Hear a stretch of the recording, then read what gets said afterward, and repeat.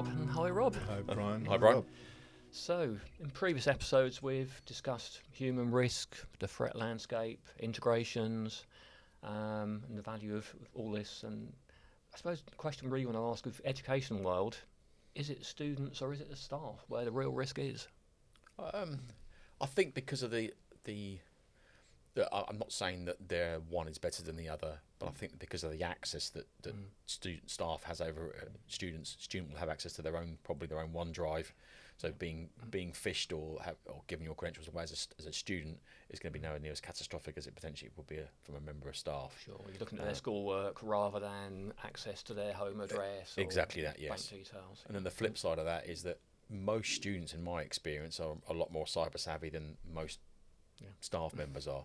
I think that's because it's just generational more than anything else, isn't it? They've grown up with it, whilst we're having to learn at a certain age. You're having to learn these things as opposed to it being part of your psyche almost. So that I would definitely say it's staff is probably more important, but students are more cyber aware. And I guess certainly the kind of feeling that I've picked up on in the past, working with education occasionally, is that the staff are too busy doing their jobs to worry about cybersecurity. And those things really come really just to compound the workload that they've already got. So I suppose it's about alleviating that side of things too, isn't it? It is, definitely, yeah.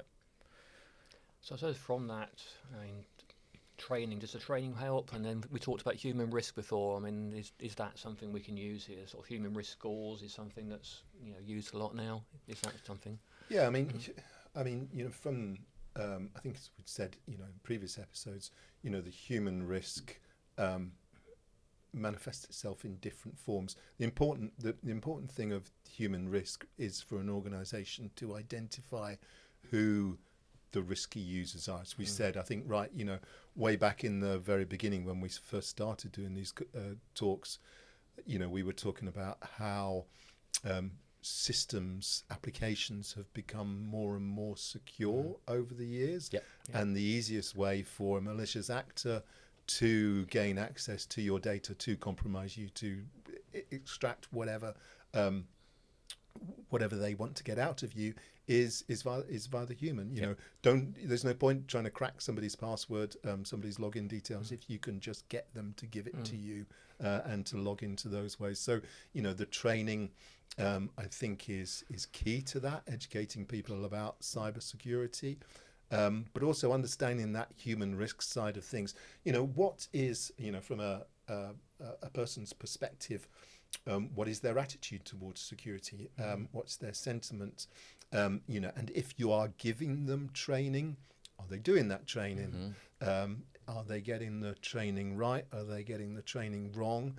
Are they the people that maybe are clicking on real phishing emails which are coming through, and they're opening those emails? All of that can be tracked. Certainly, one of the big things that people do, have done for a long time, we talked about the phish testing side of things. Are they clicking on phish tests, etc.? So building up a picture of your organization. I always think, certainly the organizations I worked with, you effectively get, a bell curve of knowledge within your organization. So you've got people over there on the right hand side who, as that bell kind of tails off, who are getting everything right. They're not clicking on things. They're not clicking on emails. They're not putting in USB sticks into their workstations.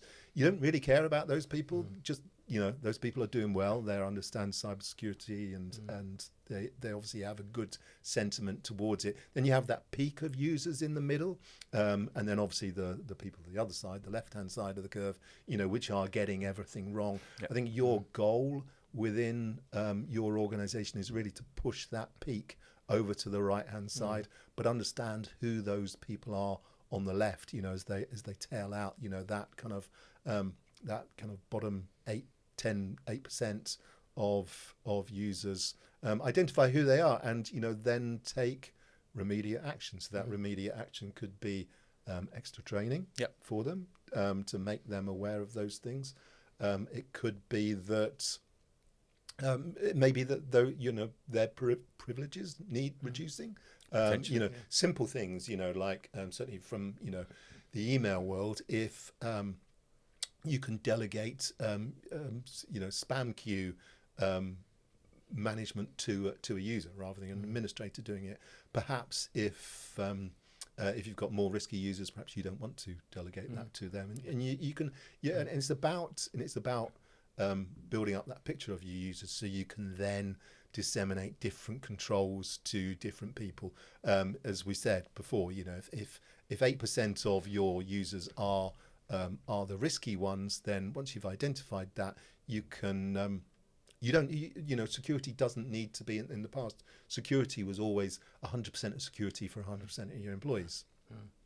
But maybe you need more security for some and less for others, and being able to control that. But it's about understanding the risks. That's down to roles, the role that they play within the organisation, the responsibility they have within the organisation as well. But you going back to about the training side of things and finding those risky people within your organisation, is to try and do it in a positive way as well. Oh, for sure. That's the key thing here. No one wants to feel as if they've been victimised because they can't do something within.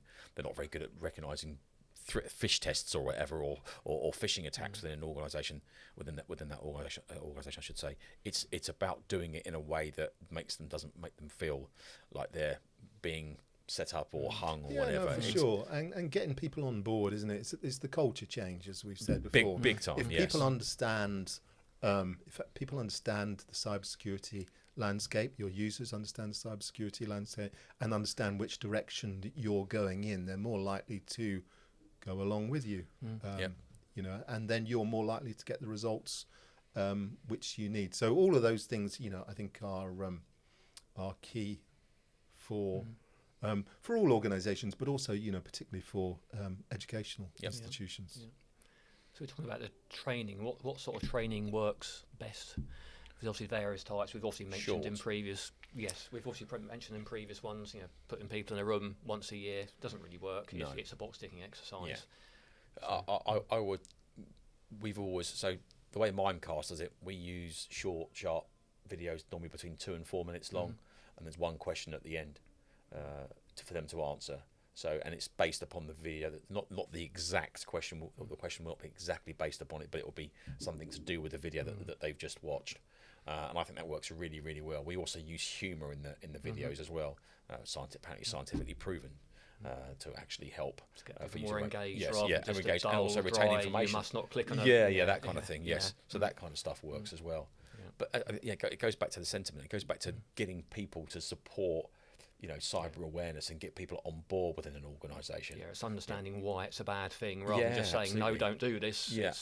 And I think everyone gets and understands that if you're an educator, probably what your sole purpose in life is to educate your students to pass exams and to move on to the next stage of their education career. But it's getting part and parcel of learning how to use a PC and learning how to operate a computer and use Word and all Office and that kind of stuff. It's kind of part and parcel of life now, isn't it? If you work in doing practically any job now, you have to have some sort of level of computer expertise. Well, you now have to have some sort of level of cyber awareness, I think, as part of it. And that should be getting that next level. You have, definitely, yes. And that's happened in education, especially in the last sort of, as I say, 12 to 18 months. It's become much more prevalent, much more focused upon. I mean, there's the two sides to it, isn't it? What the traditional IT departments can do, the controls that they can put in place, but also then disseminating that so that users understand their roles within cybersecurity. I mean, I always think back to I worked with one organisation in the aftermath of a ransomware attack, and they had quite a regular conversation with the group that had attacked them during the enactment of all of this, and bizarrely enough, they actually got quite a rapport between the two different sides. If you can imagine quite which is odd, isn't it? Really? Well, exactly. As you can imagine Expect that at how all. that worked. But towards the end of it, after several weeks, they said to the group that attacked them, "What could we have done to stop you getting in? What would have stopped us getting in?" And they said, and the group said, "Well, first off, secure your email throughout your supply chain, which is something that we've talked about, which is good practice. The second thing they said was educate your users about cybersecurity, so that if something was to come through, then people would be more aware of it. Then it's like protect your password policies. So these days, we're talking about 2FA, MFA, whatever you want to call it, being able to give that other line of defense. So maybe somebody does find your username and password, then there's something else which you've got. And then there was, I think we'd also mentioned it in the past, the offline backups. They said, have offline backups. And then finally it was, invest in endpoint detection systems. So all of those things really are kind of feeds into that broader conversation about how you can successfully protect you. Because cyber criminals are no different to anybody else. If you make it too hard for them, as long as you've not upset them, and they're coming at you because of some particular grudge that you've got, they'll move on to the next person, won't they? So, and it's about being able to put those controls in place so that you do make it too hard for people to come at you. And they're going to look at the end of the day that they're going to sit the low hanging fruit, aren't they? The ones that are absolutely the organisations that are least protected. Of course, and who wouldn't? Path of least resistance at the end of the day, isn't it, for them? And all they're there to me is just make money out of you in a nefarious way. I think it's awful, but it's the way as it stands at the present moment. It's I mean, they are now big businesses. They're just on the other side of the fence. But it's like anything else, isn't it? If they weren't successful at what they do, they wouldn't do it. Absolutely. But the fact that they are successful means they'll carry on doing it. So what you can do as an organisation is put those controls in place, and as we say, educating your users is a huge part of that. And that increases that improves the culture around cyber awareness and cyber security as well, doesn't it? We keep on about it, and I've said it about at least 3 times during these episodes that we've done, that you need to build that culture up around cyber awareness. Get people to support it within the organisation. It's not just an IT problem; it's an everybody problem. And the quicker that everyone realises that, the better it'll be for everybody. I think for all organisations. 100%. Now, from a point of systems, I mean, the measures you can take. We've talked about the key ones, MFA and good stuff like that. I suppose there's also around the email side. Obviously, there's the more intelligent systems coming in now, where you can have sort of banners on your emails so rather than just educating people to don't click on the link, you can now obviously have systems where we'll put banners on an email saying this is possibly suspect, it maybe is someone you haven't dealt with before, and things like that. So I say, but banners have become a lot more. So there's the argument about banner desensitisation. People, or once you see a banner all the time, people ignore it. Yes. So how do you do it? So you target banners for when it's useful. An example would be is, let's just say Rob over there sends me an email for the first time and I've never spoken to Rob before. Having a banner coming up in orange, a different colour, for instance, saying this is the first time that you've received an email. Exactly, I've received an email from Rob. Show caution or whatever it is, or this is an email an email that's been received by this person for the first time in the whole of your organisation. That might be a red banner, for instance. So it's colour coding the banners and making them more useful. Yeah, absolutely. Makes a big difference. And I guess that's the thing, isn't it? This desensitising people, as you say. With the static banners, I've certainly heard plenty of stories of users who click on things and then someone from IT will come along. Didn't you see that banner that said, this is an external email, don't click on things, don't do this, don't do that. Oh, that's always there. Exactly. And you just don't see it, do you? Because it happens all the time, and that's just human nature, isn't it? So it's about providing the tools and the context and the platforms to users to be able to make them aware. And it's just reinforcing that training. You educate your users about cybersecurity, then you reinforce it, as you say, with banners, dynamic banners, which aren't there all the time. They're only there a tiny percentage of the time when there's actually something for the user to to be more aware of. And you certainly see that, you know, I mean, with emails and phones and different devices these days, you know, when you get an email on your phone and you open it up, you see that it comes from Dave Hill or whoever it came from, but you don't know who that Dave Hill is, whether it's Dave Hill, the guy you know that working at, you know, some partner organization of yours, or Dave Hill at Gmail, or whoever it may well be, because people don't, you know, click on that name to then see the full email address. Again, it's coming down to that, you know, awareness, understanding about cybersecurity.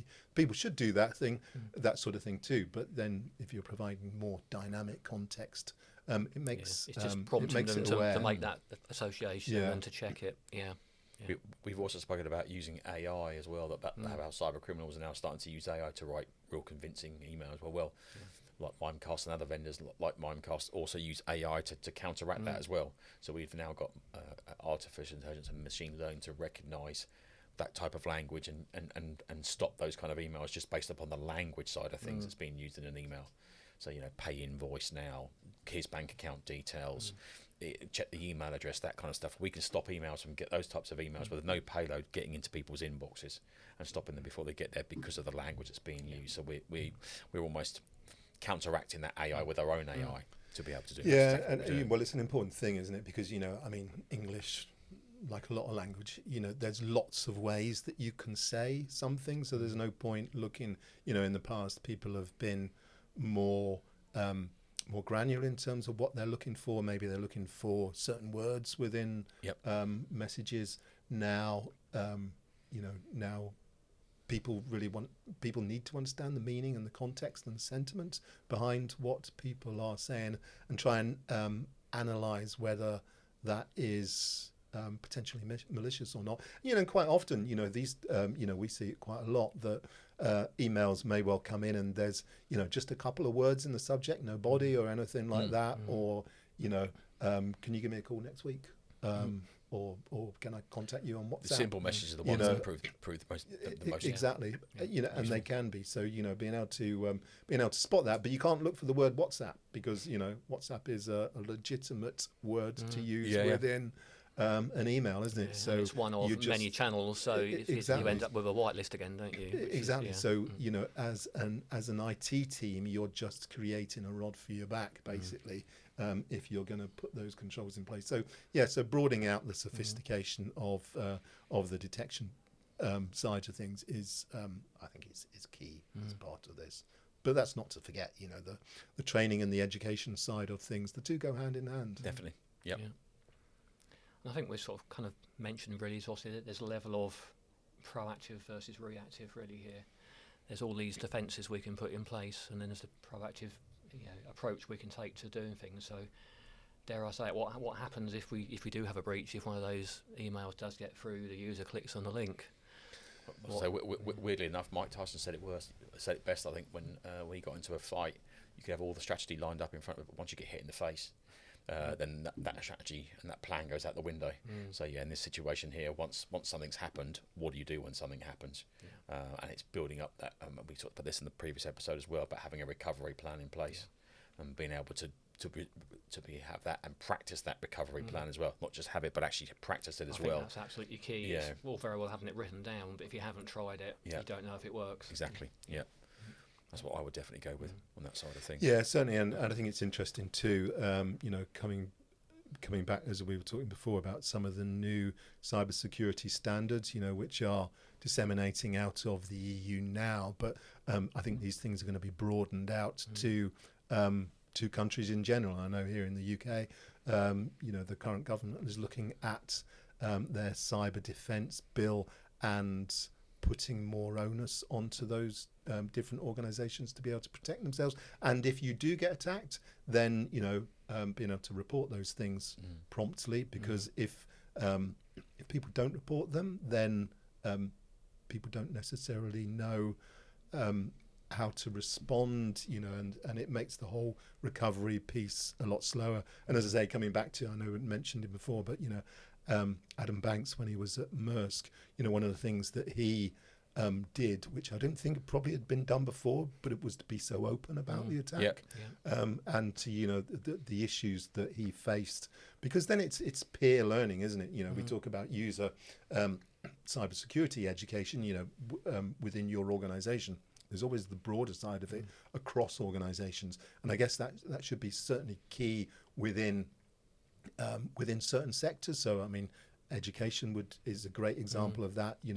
If one education institution in the north of this country was to breach, how that happened, what they did to recover, etc., is it's hugely valuable to every other organisation. Passing that information on, isn't it? And feeds back into all their recovery plans and understanding what works, what doesn't work. Learn from experience in a way, don't you? So. Exactly, and it makes everybody stronger, really, doesn't it? I think so. Okay, so that was really great, guys. So I think interestingly, we've come to the conclusion that it probably is the staff who are the greatest risk point, and not for any lack in their area. It's they're getting their job done, and they have access to more information, so they do become the greater risk point.